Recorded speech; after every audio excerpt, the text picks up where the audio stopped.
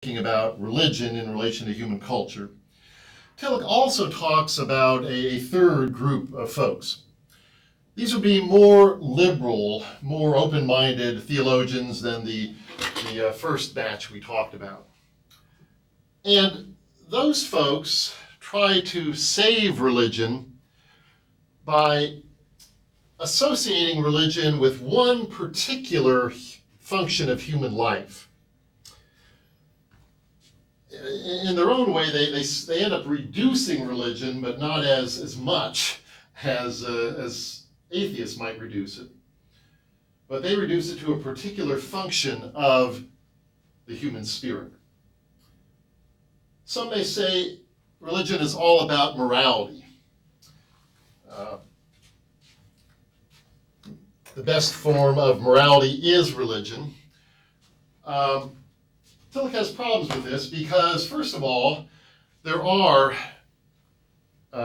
non-religious moral systems, and some atheists can be extremely moral, extremely compassionate people. So if we just reduce religion to morality, you don't necessarily really need it. Plus, there's another problem, Tillich says. Society in general, the powers that be, are glad for religion when it kind of supports the status quo, everyone's doing the basic things to keep society humming along the way it's been going. But what if you start criticizing? What if you are a prophet? Well, prophets need not apply with this moral understanding, because then society is going to say, no more, we don't want that kind of moral criticism. Secondly, some theologians might say, well, religion has a special cognitive function. Cognition has to do with knowledge, but religion is a special kind of knowledge, these folks say, a mythological kind of knowledge. It has to do with symbols and stories. But the problem with that is, given our modern scientific understanding of the world, we're kind of limiting religion to something that some folks might say, wait a minute, if religion is only mythological thinking, then I can't really affirm that it's real. Other folks say, well, religion is part of the aesthetic function of humankind. Aesthetics is about beauty, what makes something beautiful. And so these folks would say religion is kind of like art. It's like a beautiful painting or a beautiful piece of music. But the problem is that a piece of art may not have much meaning beyond itself, or at least its primary meaning is just in the art itself, the piece of art, the experience of the art. So the problem with thinking of religion as something that's just beautiful or pretty is, again, it calls into question, well, is God or is anything about religion real, or is it just something that we create that's beautiful for us?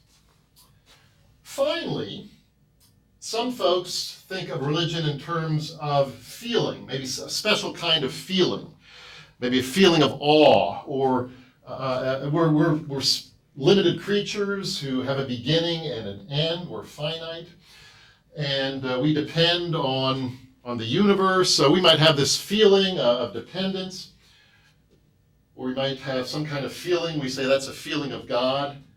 But again, if religion is just a feeling, is it real then? Is there anything beyond my own subjective feeling?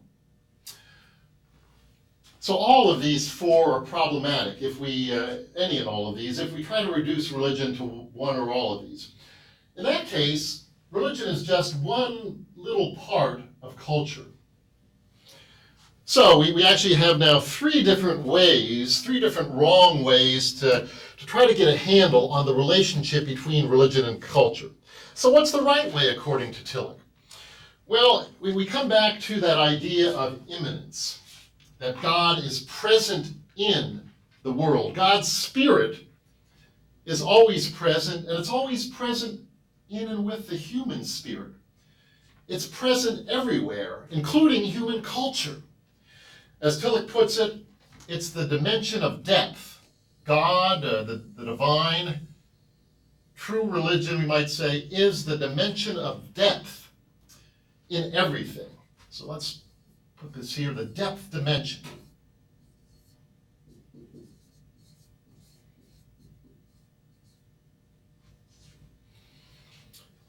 So what does that say about the relationship of religion and culture? Well, I mean, at least ideally, they're not separated. We can put religion, which has to do with this depth or divine dimension that's present in every cultural creation, along with culture, because again, that divine dimension is always present, according to Tillich. Now, some cultural creations, products, are better at getting us in touch with this presence of God in everything, but at least according to Paul Tillich, there is always something religious, always that dimension, that depth dimension of God or the divine in everything, including and especially in human culture.